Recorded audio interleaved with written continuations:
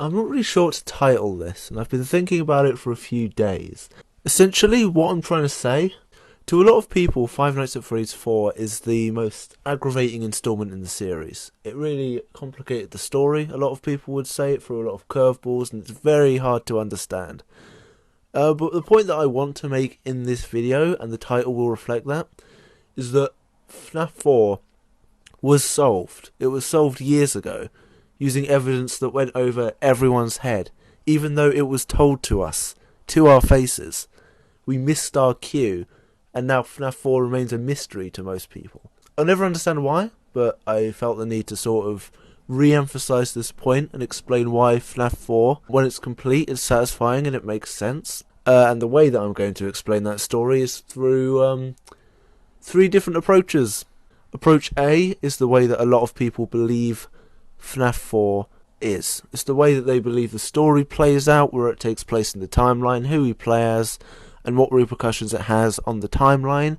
This is an approach that I do not believe, but a lot of people think that the most evidence goes towards this one, etc. Approach B will be a new approach towards FNAF 4 with the evidence that I've described that a lot of people missed. This approach is the one that I do believe. It makes a lot more sense. I'll answer any questions on it, but there won't be any because no one watches these videos but me. Overall, it provides a much fuller answer to the mysteries of FNAF 4, the ones that I didn't solve, because as a reminder, around 3-4 months ago now, I made a video solving the mysteries of FNAF 4 in line with Approach A. So, you can go and watch that if you like. And Approach C is the most popular, I like to think, the Dream Theory. Now, since all of the new games have come out, Dream Theory can't possibly make sense, but we all know that Dream Theory was the intended story, what FNAF 4 was meant to be. I won't go over that one in too much detail, because if you want to, you can rewatch Game Theory's video on it, but I will mention it briefly. Approach A is the way that most people believe Five Nights at Freddy's 4 goes. You play as a crying child who likes Freddy Fazbear's Pizza but not Fredbear's Family Diner. However, he has a birthday party scheduled for Fredbear's Family Diner on Friday. He's getting bullied by his older brother Michael Afton and his friends, and at night he has nightmares. Each nightmare takes place after the day that preceded it. If not, then there would be no reason for Night 5 to consist entirely on Fredbear. On the day of his birthday, obviously, the crying child's head gets bit and he gets sent to hospital. Sort of an approach 1B is that following the events that we see during the day cutscenes, the crying child is sent to hospital and he's put into a coma, which is then where he has these nightmares. This would make sense with the IV Easter egg and the flowers and everything. He's gradually healing until the pain becomes too much in the form of nightmare, and then he flatlines at the end of the game. Roll on the box, where we're told that I will put you back together. No one's entirely sure who says that, but it is believed to be either William Afton or whichever voice is possessing the Fredbear plush under Approach A. You can use logic from the fourth closet, which is technically a separate canon where Charlie was kept in a box and remade as an android. In much the same way, a lot of people believe that after this, the crying child was quite literally put back together and resurrected as an android. You can believe it's Gregory in Security Breach or not. I personally don't.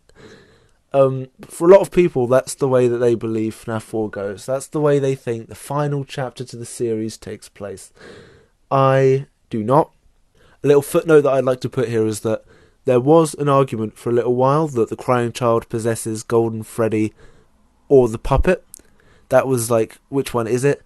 Now, although this approach has been deconfirmed, I'd like to settle that argument and say that if it were true, then it would be Golden Freddy. Not only was the puppet confirmed to be Charlie, the first victim in FNAF 2, but it also just makes more sense for it to be Golden Freddy, because then if we play as Michael Afton in FNAF 1, 2 or 3, it would make sense for the Golden Freddy to be the younger brother communicating with us. It makes the "It's me" text make sense. There would also be reason for the crying child to be a kindred spirit that would possess Golden Freddy like this. But as I was saying, approach A isn't technically correct, because the main part of this video is approach B. Now, approach B uses evidence from only FNAF 1, 2, 3, 4, and the survival logbook. The survival logbook is the most important piece of lore in possibly the series, and that's a sentiment that's shared with a lot of people. Survival logbook, as we see on the first page, is owned by Michael Afton. One of the activities in the survival logbook, which takes place towards the end of the book, says to draw any recent dreams, and at the bottom of the page, Michael sketches Nightmare Fredbear perfectly. Now, this little piece of evidence here disproved, in my opinion, that the crying child and Michael Afton were even different people. Because if Michael Afton's the one having the nightmares, then that should put it to rest. But for some reason, this evidence, I've only seen this page of the survival logbook spoken about once, and it was in MatPat in one of his lesser outlandish recent theories. But regardless, a lot of people don't know that this exists. I've seen few people say it, and even fewer people recognise it. Michael Afton, 100%, is the one having the nightmares in FNAF 4. Unless Scott is just lying, but then it's sort of like, what's the point? So, Approach B says, for a moment, I'd like you to believe that there is no crying child, and that the crying child themselves are Michael Afton. In the cutscenes during the day in FNAF 4, we are playing as an omniscient spectator, like the possessed Fredbear plush who's with Michael on every minigame screen in the game apart from the scenes inside Fredbear's family diner. Let's assume for a second that we are just watching the events take place. We control Michael during the day, and also play as him during the night. You have to remember what sort of mindset that Scott was in. He just completed the masterpiece that was Five Nights at Freddy's 3, which had a lot of plot holes and a lot of things during the, well, not plot holes, but a lot of plot diversions and curveballs in the minigames that a lot of people didn't understand. So believing that we play as a new crying child character in both the days and nights is exactly the kind of trap that Scott would want us to fall into. It doesn't make sense, in my opinion, to give such importance to the foxy mask wearing bully and not the others. So remove the unnamed crying child character and make it Michael Afton. We already know the Knights are Michael Afton confirmed. But there is more evidence, and this is actually the bulk of the evidence. After we as a player character witnessed Michael getting bit in Night 5, roll on the box, if we then add logic from the fourth closet canon and believe Michael is literally put back together as a robot, this also works with the resulting story. It's confirmed that we play as Mike in FNAF 1, 2 and 3, and after any jump scare in those games the screen cuts to static, all except FNAF 4, which cuts to a reddish bloody mess. Why would a game cut to static when we're attacked? And to go further, why only 1, 2 and 3 while not 4? Well, it's simple. Michael was put back together as an android just like we read about Charlie in the books. This theory, for how quickly I've been able to say it to its extent, has never really sort of been cultivated. I could go further and say that in the survival logbook between the nights there's a picture of Foxy, who was Phone Guy's favourite animatronic, and it seems like it takes place in Fazbear's Fright. That doesn't concern FNAF 4, but it's just something to think about. But why would Michael Afton be having these nightmares? Well, in Approach 2 you can just say that the day cutscenes of FNAF 4 play out one after the other in the lead up to the birthday. Michael Afton then gets bit.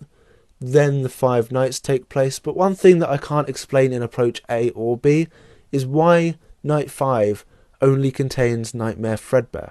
Because surely, why after 5 nights of being in a coma would you then go to Nightmare Fredbear? That's what makes me think that I should align my views with Approach A just a little bit.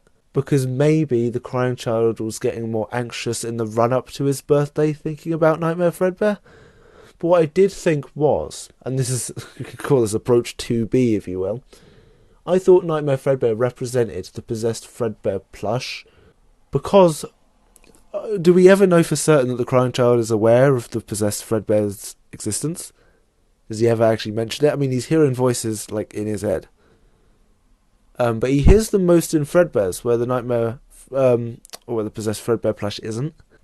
So I do believe, and tiny bit of evidence from sister location, which I'm not a fan of. Obviously, in the secret room, there's the Fredbear plush there.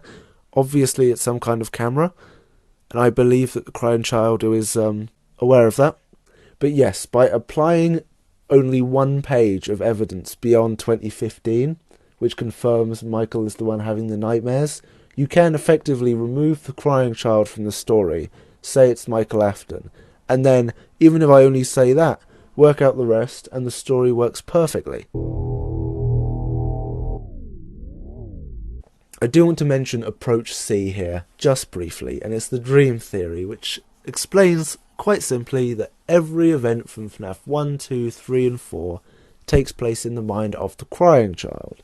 Every single thing that we see in the day cutscenes of FNAF 4 lines up perfectly, and the dream theory is absolutely what Scott Cawthon intended in FNAF 4. I mean, it's what everyone believes.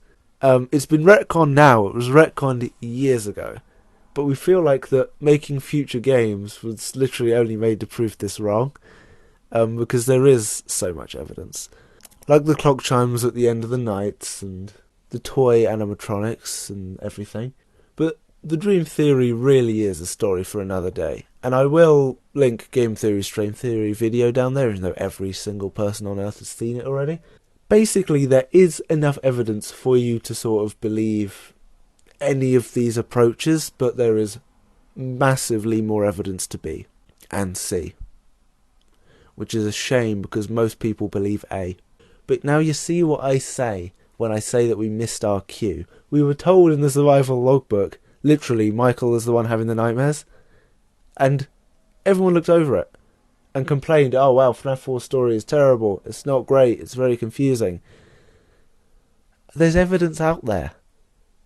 And I believe that as soon as the survival logbook was able to be bought, FNAF 4 was solved. It was solved years ago. And I don't blame people for taking the time to realise that, because I didn't notice it until a few years ago. So yes, those are my approaches, and I believe approach B solves FNAF 4, but approach C definitely solves FNAF 4. And it's my own approach. I'm not going to give it a name. Call it approach B. That's all I have to say at the moment.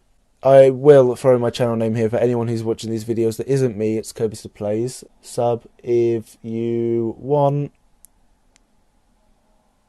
Catch you later, bye.